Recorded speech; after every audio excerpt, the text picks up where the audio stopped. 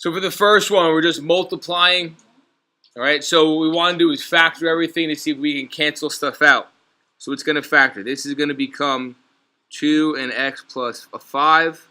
And x plus 5 and X plus 5, x minus 5. So what happens is this cancels with this. This one cancels with this. The 2 is left over what? X plus 5. I tried to do a little different, sir. There's other ways to do it. It's fine. There's other ways to do it. All right. Oh. Yep, we have that. And what we have to, what we really should say, well, actually, we don't have to say anything about things being undefined because it says assume all expressions are defined. So we're okay with that. In the next one, same thing. Keep, change, flip. Wait, can I get that packet? Keep, change, flip. And the second one, we want to factor everything. We also have to do what? Keep, change, flip. Wait, when's the test? Tomorrow. So, Can I take it Thursday? no. Come on, miss, I wasn't even here. I wasn't here. Why are you recording muted? So we're going to have x minus 5. Oh my god, wait, you're supposed to all your classes. Yup. Factor the base, subtract to give me a 2. Minus 2. No, Times your Instagram name X. makes no sense.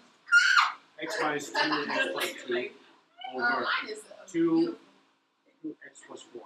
Good. So now from here, what we want to do is we want to see what we can cancel. So notice how I already did keep, change, flip, right? I changed and flipped. So whatever we have on top, we can cancel on the bottom. So this can cancel. X minus 2's. And it looks like that's it. So in the numerator, if I put those back together, I'll get x squared minus 3x minus 10 all over 2x plus 8. So all I did is distribute this, right? Wait, miss, I didn't know. And I distributed this. What if you don't distribute? So when we look for the LCM, we have to see what do 6 and 20 go into. 6 and 20 both go into 60. For variables, it's easy. If they both have the variable, whatever the larger one is. So with 19 and 31, it's going to be 31. 4 and 1 is going to be the larger, which is 4. So with variables, whatever the larger exponent is. No, say it again. With variables, whatever the larger exponent is. So what happened 19 and what happened to 1? They just disappeared? 19 and 31. Which one is larger? Okay, but where does the 19 go? Can we get... All right, in the next one, we have to factor. So this becomes x plus 5, x minus 5. And we get x plus 3, x plus 5. So what do they both have in common? They both have x plus 5. They both have an x plus Wait, 5. can you just slow down now? So they both have an x Oh my gosh. Wait, plus 5. You have to know how to factor. All I did is factor. Okay, but I'm trying to write it. Alright. What is left over? X minus 5, x plus 3. Ooh, yo, she can get in the room.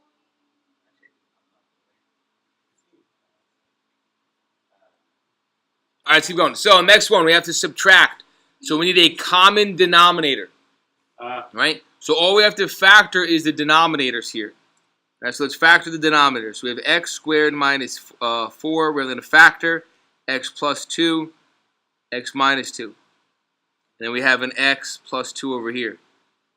So what do they both have in common? X plus 2. So an x plus 2 is in common. And what's left over?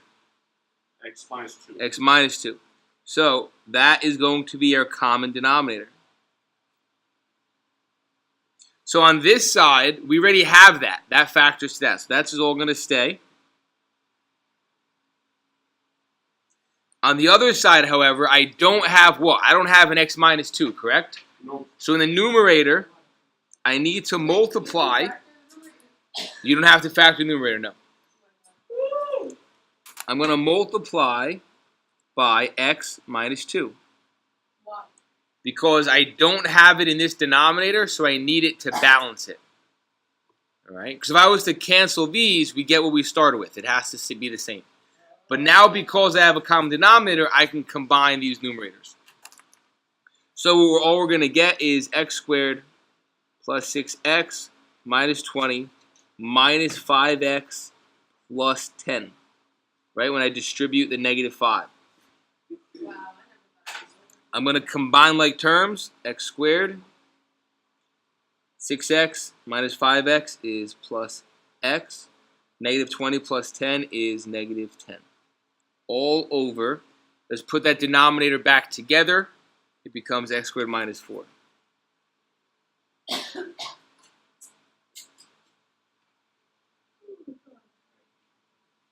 That's the answer. That's it. All we had to do was combine like terms. Now, it does say identifying the x values for which the expression is undefined. So in the denominator, right, if we look here, x cannot be plus or minus 2. Because if I substitute a plus or minus 2 in down here, we get 0, and we cannot divide by 0.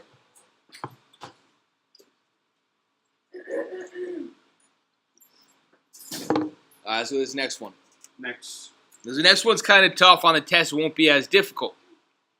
We multiply x times x, we get x squared.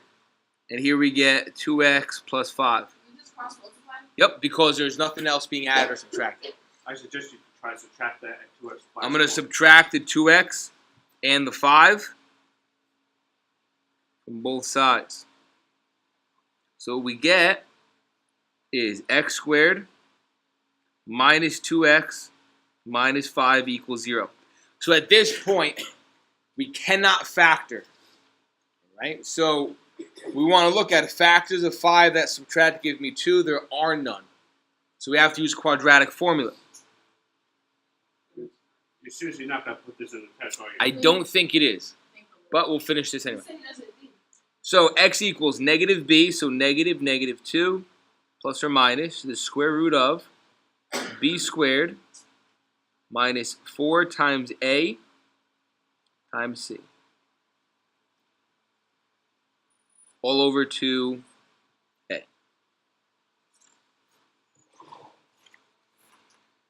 Okay. So now from there, all we have to do is simplify this out. So negative 2 squared. So let's clean this up. X equals, negative and negative is positive, plus or minus. Negative 2 squared is 4, correct? Yeah. Well, negative 4 times 1 is negative 4, times negative 5 is what? Positive 20. Positive 20. So 4 plus 20, It's 24. 24. 2 times 1 is 2. So far, this is simple. All we're doing is just combining like terms. Alright. Now to really screw your brain up a little bit, we have to simplify radical 24. Which one Now, would be for what perfect square is in square root of 24? 16. 4, 16. Oh, yeah, 4. 4. So what we can say, I'm going to write it on this side, right? This actually works out nice. The square root of 4 times the square root of 6. So we agree that 4 times 6 is 24, correct? Yeah. How is that a perfect? What's the square root of 4? 2. 2. So this becomes 2. So what we get is 2 plus or minus 2 radical 6 all over 2. Because the square root of 4 is 2. Nope, I'm not with it.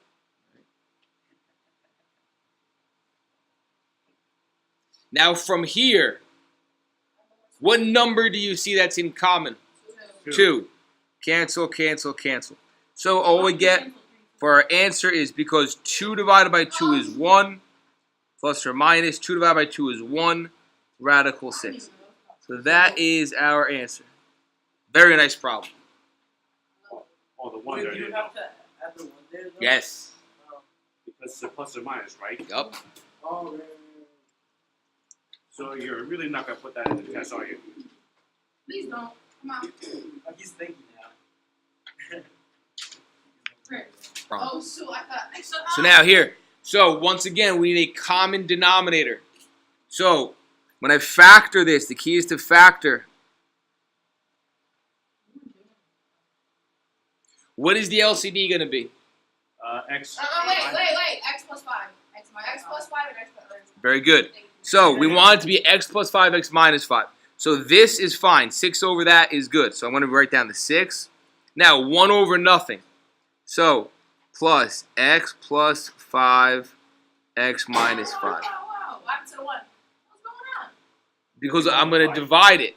So it's just going to go away. Now over here, I have an x minus 5. I need what? X plus 5. An x plus 5. Oh my god. Okay? So now I have all that. Denominators go away. Wait. Because now it's all the same denominator. What happened to the 1? It became this. What was the other one? Sure. So now let's just clean this up. We have to distribute. I multiply through. Why would you distribute? You're gonna get the same thing. Correct. So the operation would be to distribute. I have so many tests All right. So what's the whole point of distributing if you're gonna do the same thing? Now we have to combine like terms, move stuff around. So I'm going to x squared. When I combine 6 minus 25, I get negative 19.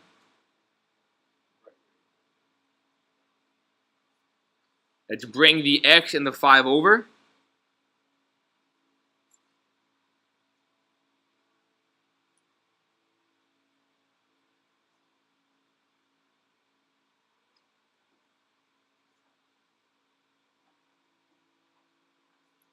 So we had x squared minus x minus 24. So the question is, are there factors of 24 that subtract to give me a negative 1? So there are no factors of 24 that give us a 1 when we subtract. So once again, we have to use the quadratic formula. So we have negative b plus or minus the square root of b squared minus 4 times a times c. All over 2a. All right, so when I type this in under the radical, right, what do we get? We get about 9.8, but we don't want a decimal. So all I'm going to say is this. We're going to say 1 squared minus 4 times 1 times negative 24. All right? We get 97. So we're going to get 1 plus or minus the square root of 97 all over 2. Right? 97 is prime. So this will be our answer.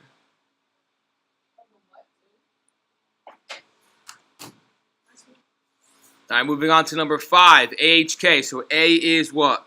Negative 1. Negative 1, H, and K. Negative 9. So let's describe our transformations. So for the first one, It's 5 units. because A is negative 1, that gives us a reflection over the x-axis.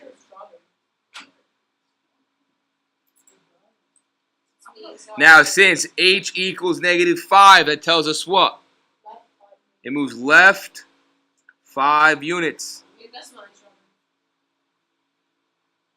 And because we have K equal to negative 9, that means we move down 9 units. Simple. All right, simple. All right, vertical asymptote. So the vertical asymptote is related to which one, the H or the K? It's H. Vertical is the H, correct? All right, so the vertical asymptote is going to be x equals, Negative 5. yes I am, x equals negative 5. The horizontal asymptote is the K value, y equals negative 9. But that was good. Like we remember you saw before, but the M is the less. Now, domain.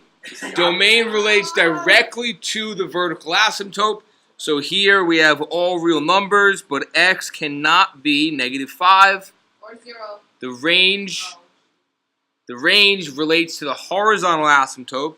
So we get y can be all real numbers, but cannot be negative 9. All right.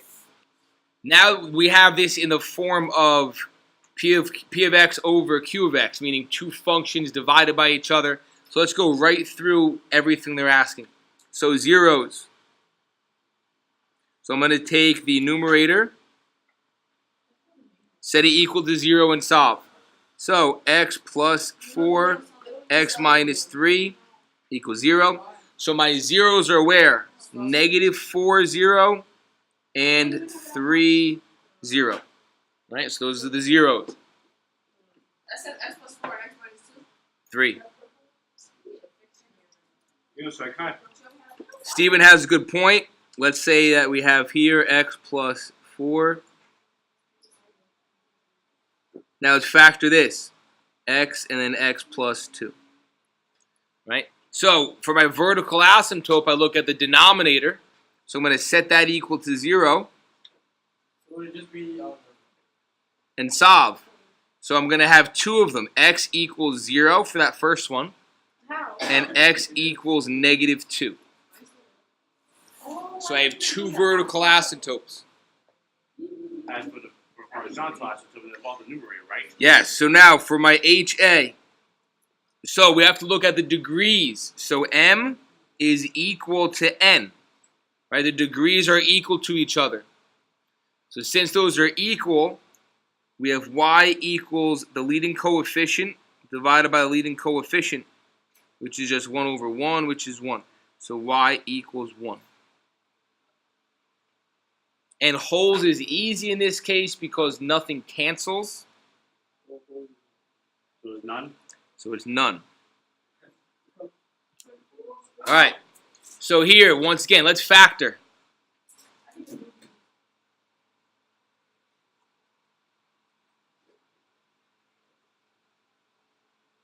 So zeros.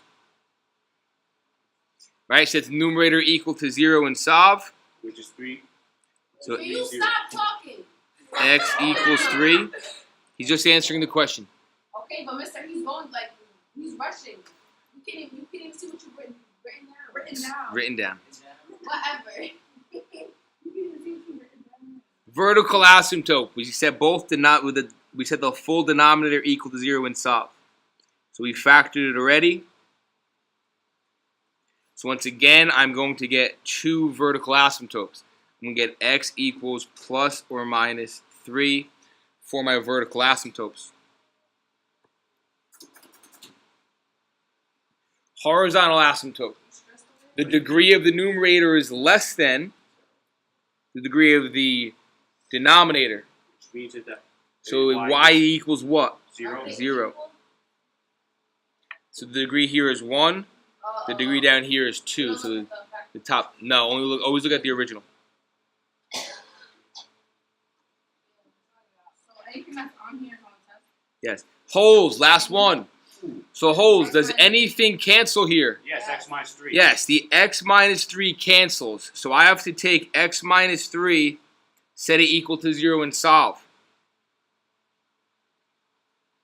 So we get x equals 3. Oh. So if I plug that in, I get 0, right? So we have a hole at x equals 3. We don't know the specific coordinate until we look at the graph. So we'll just say that it's at x equals 3. At some point there when it hits the graph, that's where the hole is going to be.